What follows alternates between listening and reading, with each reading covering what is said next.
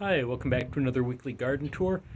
I'd say let's see what's growing, but it's been 106 degrees out for more weeks than I can count, so not a whole lot is growing.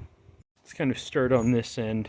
The Thai chili pepper, and this is the one that's been started indoors last year and has just kept growing, is continuing to do well. These fruit actually look wider than it's been doing in the past, so I'm guessing it picked up some pollen coming over from that second bed there that's got some serranos.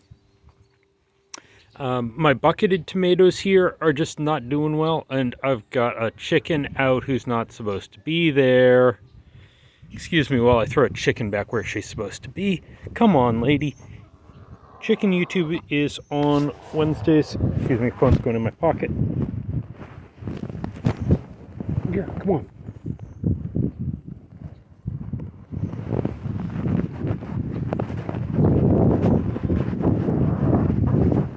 Oh yeah, you're where you're not supposed to be. Bark, bark, bark. Yeah, come on. You know better than that. Okay, chickens. Let's continue the garden. Anyways, the bucketed tomatoes, they need to get fertilized and they're not doing well, but tomatoes don't like the heat and they're in a bad spot. So we're gonna get rid of those next year. Come through the things that are actually doing well. I'm gonna move some, not shading them. Over here, we've got a bunch of okra growing up. Okra is a summer crop here in Texas, and those seem to be doing well, except this bed needs to be weeded badly.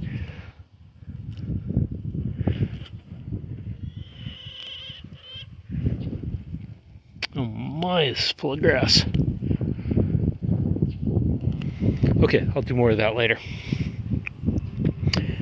Continuing down, my wife's peppers there, it's doing okay but not great. I think there's some bug pressure there and it probably needs more fertilizer. That one, that's also a pepper and so is that. And they're small, but they're still growing.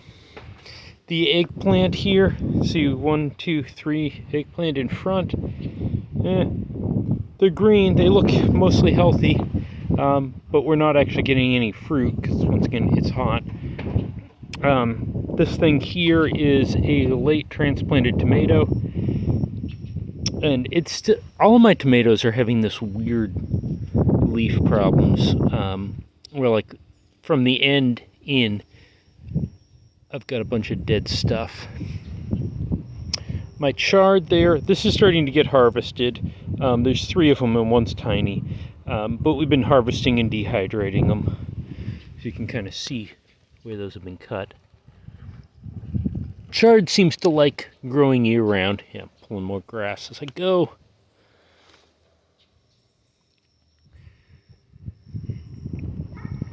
If I go over to this bed, I had some beans planted in here, and some of them are still doing okay and some of them are doing badly. I'm probably going to throw some more in later. And then over here at the end we have our sweet potatoes, and I'm not exactly sure why that has every single leaf missing. This center section used to be onions, but it looks like my wife's picked all the onions. So it's almost time to plant new onions though. Probably like 2 or 3 months till onions go down. But sweet potatoes is definitely something we're doing again in the summer next year, because those are just going to take over the whole bed, hopefully. Up here is the Moringai buckets, these 1, 2, 3, 4 buckets, and they probably need some fertilizer, because if we look closely, the leaves here, like some of them are just turning yellow, some of them are still green. Yeah, that probably just needs more fertilizer. Here we've got more chard. This chard is like 2 years old now. That has survived many freezes. We're probably just going to harvest the rest of those and completely take every leaf and dehydrate that soon. Here's a couple more bean plants, 1 and 2. There was probably close to 15 beans planted in this tire. So the germination rate on those is horrible, and I gotta pull this or I'm gonna have grass going through there. The peppers are still producing. If you look through here, this bed is serranos and bird's eye peppers. That is unknown peppers that are probably banana and habaneros, and they are all cross-pollinating like crazy, so trying to type classify any of these peppers is kind of an exercise in futility. Like, what in the world is that? It looks like a banana pepper, but it's growing straight up like a Tabasco. Who knows? If you look over there, though, those look like bird's eye peppers that are a little on the wide side. And peppers are about the only thing that's been producing really well for me. So I'm experimenting with making hot sauces now. And then down here, that section there is entirely cherry tomatoes, and it's got a lot of dead stuff on it, like all of my tomatoes have been.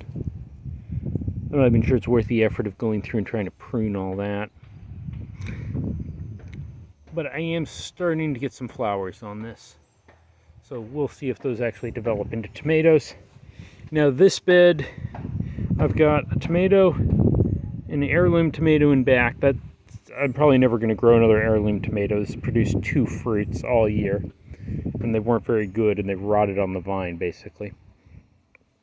I cut out a lot of my eggplant, but I still have a tiny little eggplant there, one there, and then over on that side, I've got a couple eggplant growing. Oh, and a third there, plus that guy.